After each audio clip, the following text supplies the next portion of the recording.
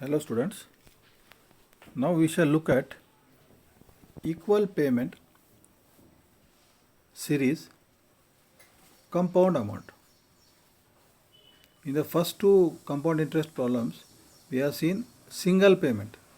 Means either I make single payment today and what will be the value after the period n, or I know the future amount and I want to find out the present amount p at some interest rate for some period. That was single payment, either single payment in present or single payment in the future.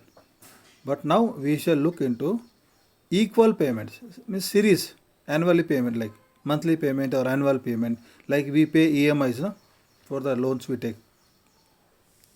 So this is equal payment. The amount is same. Okay. So here in this type of investment mode, the objective is to find the future worth of n equal payments which are made at the end of every interest period till the end of the nth interest period at an interest rate of I compounded at the end of each interest period. So the cash flow corresponding cash flow diagram is shown here. So this is A is the amount I am paying after every interest period. Okay, the interest period can be monthly or even annually, and F is the future amount I am getting. Okay, so here I am paying, for example, I am paying annually for say 10 years. So I am paying some 1000 rupees every year. So after 10 years, what is the future amount I am going to get? So A is the equal amount deposited at the end of each interest period. N is the number of interest periods. It can be monthly or annually. I is the rate of interest. And F is the single future amount. Okay. And the formula used is F is equal to future amount. F is equal to 1 plus I raised to n minus 1 divided by. We can also write is equal to A into bracket F bar A comma I comma n, where F bar A comma I comma n is termed as the equal payment series compound amount factor. So the amount is paid, equal amount is paid, series in continuously it is paid, and what is the compound amount, final amount we are going to get future. And you want to see a problem, very simple problem we can see. A man is planning to build his own house. He plans to divest rupees 40,000 as investment for the next 10 years. Okay. So every year this man wants to invest 40,000 rupees for the next 10 years. And the bank gives him 12% interest rate compounded annually. So find the future maturity value of this account after 10 years.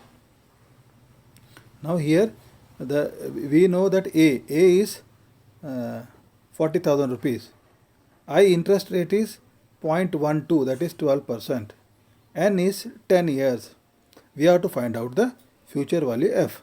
So substituting this value, A is equal to 40,000, I is equal to 0.12, N is equal to 10.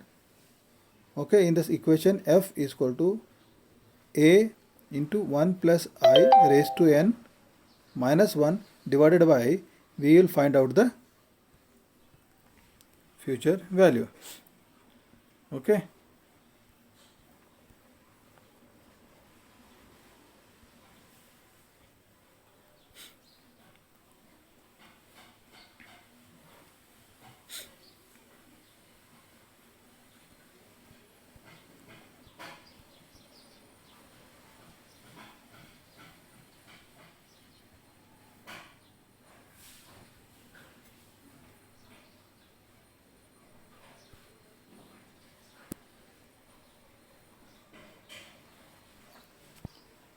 So by substituting these values in the equation, what we get is F is equal to A,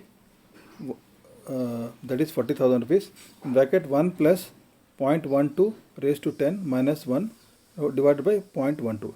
The amount we get is 7,01,949. So if the idea is the person will receive the amount of 7,01,949 at the end of 10 years. If he invests 40,000 rupees for every year for the next 10 years, and the bank provides him an interest rate of 12%. Okay, thank you.